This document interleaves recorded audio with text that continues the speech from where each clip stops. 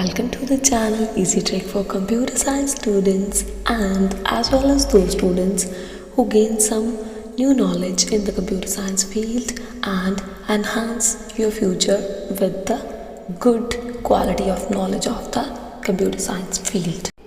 And this is the next part of the new series 8 regarding the tutorial of secondary memory, and that is the part number 3.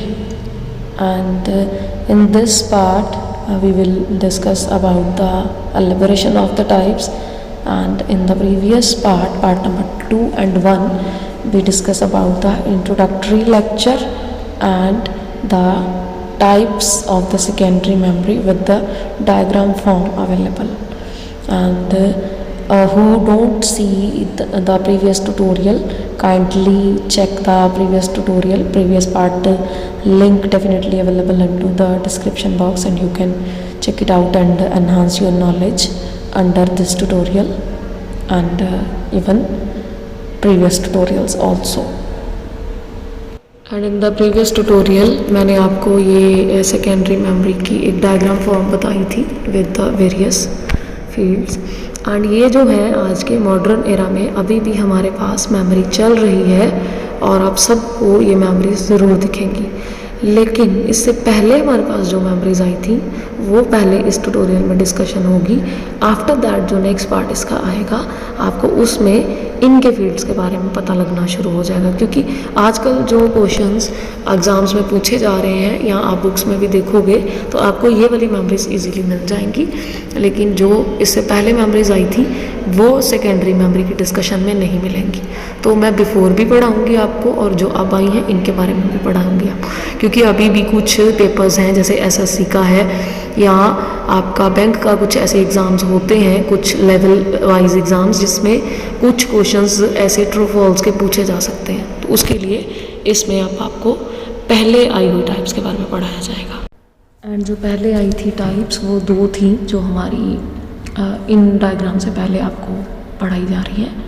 2 ये हैं और एक और है, वो मैं आपको इसके बाद बताती हूँ। 2 जो आई थी कैटेगरी वो थी magnetic tape and magnetic disk की, जो कि दोनों ही मैग्नेटिक मेमोरी भी कहलवाती थी और नॉन वोलेटाइल स्टोरेज भी कहलवाती थी और यूज़ होती थी डाटा स्टोर करने के लिए। दोनों का काम यही था।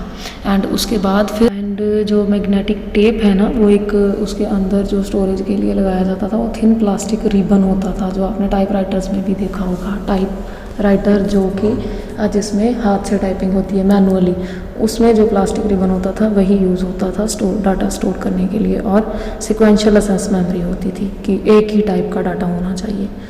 सो उसमें रीड एंड राइट फिर स्पीड जो है वो स्लो हो जाती थी और मेनली इसको हम यूज़ करते थे बैकअप के लिए, जैसे सीडी को यूज़ करते हैं या नॉर्मली एक हार्ड डिस्क आप एक्स्ट्रा लेके उसमें बैकअप रख सकते हो, ताकि आपके कंप्यूटर में जो है वो बैकअप इसलिए रखा जाता है ताकि अगर इन फ्यूचर वो कंप्यूटर ख़राब हो जाता है तो कोई डिस्क ऐसी हो जिससे हम अपना डाटा जो है वो रिट्रीव कर सकें और अपना काम जो है वो चला सकें ईजीली।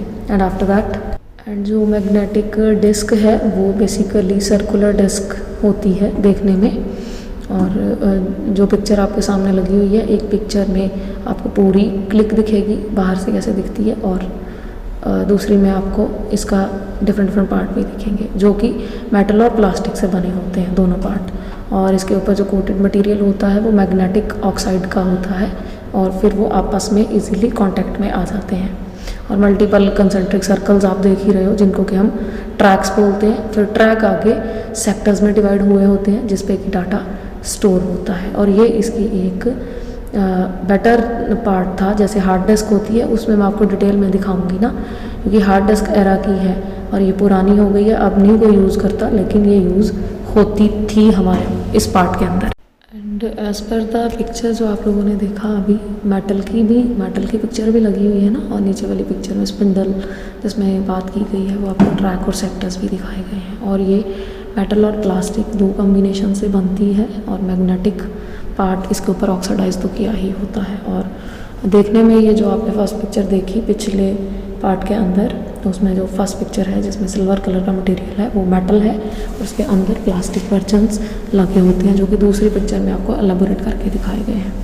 और बहुत साइड्स के ऊपर, दोनों साइड्स के ऊपर पूरी की पूरी डिस्क है, पूरी साइड्स के ऊपर डाटा जो है वो स्टोर होता है। एंड जो मैग्नेटिक डिस्क होती है ना, उसी के ही दो पार्ट्स हैं जो यूज़ होते हैं स्टोरेज के लिए, और वो दो पार्ट्स हैं, फर्स्ट है हमारा floppy disk drive and hard disk drive. Hard disk एक ऐसी पार्ट है जो अभी भी हम यूज़ कर रहे हैं, लेकिन फ्लॉपी डिस्क अब हम यूज़ नहीं करते, लेकिन इनकी एलेबोरेशन मैं आपको नेक्स्ट ट्यूटोरियल में बताऊंगी कि फ्लॉपी डिस्क क्या होती है या इसके ऊपर डाटा कैसे एंटर होता है। सो इस ट्यूटोरियल में आप पहले प्रायर इन्फॉर्मेशन ले लीजिए और अच्छे से इसको पढ़ लीजिए। आफ्टर दैट आपको नेक्स्ट ट्यूटोरियल में ये पार्ट ज़रूर मिल जाएगा। Until then, take care my lovely family and lovely subscribers. Thanks who subscribe my channel and share with the others. Thank you so much. Till then, take care, stay safe and stay healthy. Thank you.